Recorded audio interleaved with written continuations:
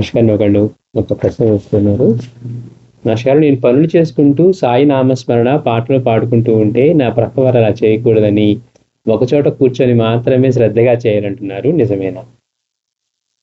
నేను పనులు చేసుకుంటూ సాయి నామస్మరణ పాటలు పాడుకుంటూ ఉంటే నా ప్రక్కవారు అలా చేయకూడదని ఒకే చోట కూర్చొని మాత్రమే శ్రద్ధగా చేయాలంటున్నారు, నిజమేనా అని అడిగితే దానికి మాస్టర్ గారు సమాధానం చెప్తున్నారు.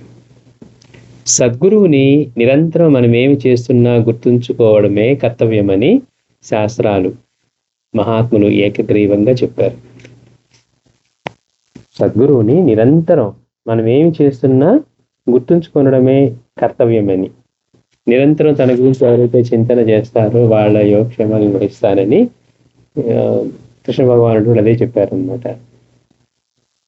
అందుకని మాస్టర్ అన్నారు, సద్గురువుని నిరంతరం మనం ఏ పని చేస్తూ ఉన్నా కూడా గుర్తుంచుకొనడమే కర్తవ్యమని శాస్త్రాలు, మహాత్ములు ఏకగ్రీవంగా చెప్పారు.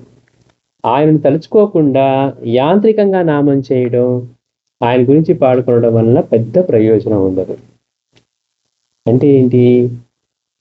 ఊరికే పెదవుల మీదకి జస్ట్ ఆయన నామం వచ్చి లోపల కనెక్షన్ లేకుండా, అంటే ఆయన గురించి చింతన చేయకుండా, లేకపోతే ఆయన గురించి స్మరణ చేయకుండా. ఇప్పుడు మనం చిన్న పిల్లలకి ఎక్కాలు నేర్పించేటప్పుడు నేర్పిస్తూ ఉంటారు, ఊరికే చదువుతూ ఉంటారు బయటికి. అంటే ఏంటి? లోపల మనకి ఇంక వేరే భావం ఉండదు. అది గుర్తుపెట్టుకోవడం కోసం మనం పదే పదే చేస్తూ ఉంటాం. అందుకని మాస్టర్ అంటారు, ఆయన్ని తలుచుకోకుండా యాంత్రికంగా నామం చేయడం వలన, ఆయన గురించి పాడుకోవడం వలన పెద్ద ప్రయోజనం అయితే ఉండదు. అపచారం ఏమి కాదు. పోనీ అలా చేయకూడదా అంటే, ఇప్పుడు ఇక్కడ ప్రశ్న ఏంటి? అలా చేయకూడదని ప్రక్కవారు అంటున్నారంటే అలా చేస్తే అపచారం ఏం కాదు, కానీ ఉపయోగం ఉండదు. మన ఇంట్లో ఆయన ఎప్పుడూ ఉంటారు. ఎన్ని పనులు చేసుకుంటూ ఉన్నా భర్త బిడ్డలు ఎప్పుడు గుర్తున్నట్లే, వారి కోసమే అన్నీ చేస్తున్నామన్న భావం ఉన్నట్లే బాబా మన ఇంట పెద్దగా ఉన్నారని గుర్తుంటే చాలు. ఇప్పుడు ఏ పని చేస్తూ ఉన్నా మనకి, మనం ఎంత ఆఫీస్లో బిజీగా ఉన్నా పిల్లలకి కనుక వంట చెప్పేది ఏమవుతుంది? వాళ్ళకి ఇంకా వంట చేసి పెట్టలేదే, టైం అయిపోతుందని గుర్తొస్తుందా లేదా? ఎంత పనిలో ఉన్నా కానీ మరి ఆ మాత్రం బాగా కూడా గుర్తురాలి కదా, అయ్యో నైవేద్యం వేళ అయింది, ఇంతవరకు నైవేద్యం ఇవ్వలేదు అని మనసులో స్మరణకి రాగలగాలన్నమాట. అంటే మాస్టర్ గారు అంటున్నారు, ఊరికే మనం యాంత్రికంగా చేస్తే ఉపయోగం లేదు. అంటే నామం నేను ఎప్పుడు చేస్తూ ఉంటానని మాటలు మాట్లాడుతూ మధ్యలో సాయి సాయను, లేకపోతే అంటే సాయి అంటే ఆ తత్వం అన్ని రూపాల్లో ఉన్న చైతన్యం అని, ఆయన వల్లే మనం ఉన్నామని, మన ఉనికి, ఆయన చైతన్య స్వరూపుడు పటం రూపంలో కూడా ఉన్నాడు, పటంలో ఉంటే మనకి బాబా ఉన్నట్లే అని ఇవన్నీ గుర్తు చేసుకునేంతగా మనకి గుర్తుండి, అలాగే బాబా పటం ఉంటే ఆయన ఉన్నట్లే. మన అశ్రద్ధ వలన ఆయన పటంగా అనిపిస్తున్నారు, కానీ ఆయనైతే ఎప్పుడు అనుభవిస్తూనే ఉన్నారు. చరిత్ర అంతా కూడా అదే చెప్తూ ఉంది. ఇవి మనకి ఎప్పుడైతే గుర్తొస్తాయో, మన శ్రద్ధ కొంచెం మనం అలర్ట్గా ఉండి శ్రద్ధగా ఉంటామో అప్పుడు మనకి ఫలితం అనమాట. అందుకని ఆయన కనుక కనెక్షన్ లేకుండా, గుర్తు తెచ్చుకోకుండా, స్మరణ చేసుకోకుండా యాంత్రికంగా పెదవుల మీదకి నామం తెచ్చుకుంటే ఉపయోగం లేదు. పోనీ అపచారం అంటే అపచారం కాదు, ప్రయోజనం లేదు. మీరు దేనికోసం చేస్తూ ఉన్నారో ఆ ఫలితం అయితే ఉండదు, ప్రయోజనం ఉండదు. మన ఇంట్లో ఆయన ఎప్పుడు ఉంటారు, బాబా ఎప్పుడు ఉన్నారు.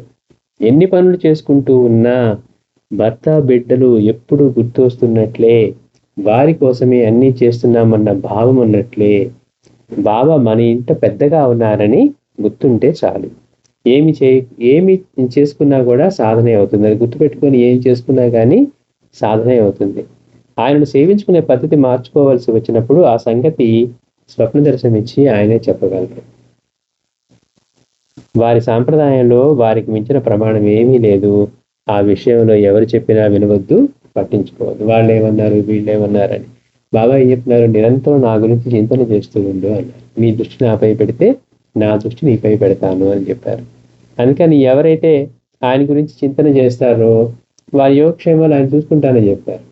వారి కర్మ నశిస్తుంది, వారే నేనుగా మారిపోతారు అని బాబా అభయం ఇస్తూ ఉన్నారు. కాబట్టి మనం చేయవలసింది ఏంటి? ఆయన గురించి చింతన. అందుకని ఎప్పుడు ఏ పని చేస్తూ ఉన్నా కూడా ఆయన గుర్తుపెట్టుకోవటమే మనం చేయవలసింది. అదే సాధన, అదే మన కర్తవ్యం కూడా అంటున్నారు మహర్షి గారు. బాబా పటంగా మనం పెట్టుకున్నాము అంటే ఆయన మన ఇంట్లో ఉన్నట్లే. అందుకని ఆయన ఉన్నారు అన్న భావాన్ని మనం మనసులో ప్రతిష్ఠించుకొని గుర్తుపెట్టుకొని ఏ సేవ అయినా ఆయనకి చేయాలి. ఎట్లయితే మనకి భర్త, పిల్లలు లేకపోతే కుటుంబ సభ్యుల కోసం మనం అన్నీ చేస్తూ ఉన్నాము. సమయం అయితే అమ్మో పెట్టకపోతే ఊరుకోరని మనం పిల్లల పట్ల ఎంత చూపిస్తాం. కానీ అయ్యో బాగా 12 అయిపోయింది ఇంకా మనం నైవేద్యం చేయమండి గంటకి పెడదామని. ఆయనకి ఎక్కడెక్కడ అందరూ పెడతారు కదా మనం కూడా అనే భావం కాకుండా శ్రద్ధ రావాలి మనకి. అంటే ఆయనకి అవసరం కాదు, మనకి అవసరం సేవ చేయటం. మనం నైవేద్యం ఇస్తూ ఉన్నా, హారతి పాడుతూ ఉన్నా, మాస్టర్ గారు అంటారు ఆయన మేల్కోకపోతే ఈ ప్రపంచం ఎక్కడ ఉంటుంది. ఆ శ్రద్ధని మనలో మేల్కొల్పడం కోసం అట మనం చేసేది ఉదయం హారతి ఇవన్నీ. ఆయన ఎప్పుడూ మెలుకుతూనే ఉంటాడు, అది మనం గుర్తుపెట్టుకోవాలి. అందుకని ఎవరేమంటున్నారు అనేది పట్టించుకోకుండా ఆయన గురించి ఎప్పుడు గుర్తుపెట్టుకోవటం, ఆయన గురించి చింతన చేయటం. మనం సాయి అని స్మరించేటప్పుడు ఆయన తత్వంతో, సాయి అంటే విశ్వ చైతన్యం అని ఇది గుర్తుపెట్టుకోవటం.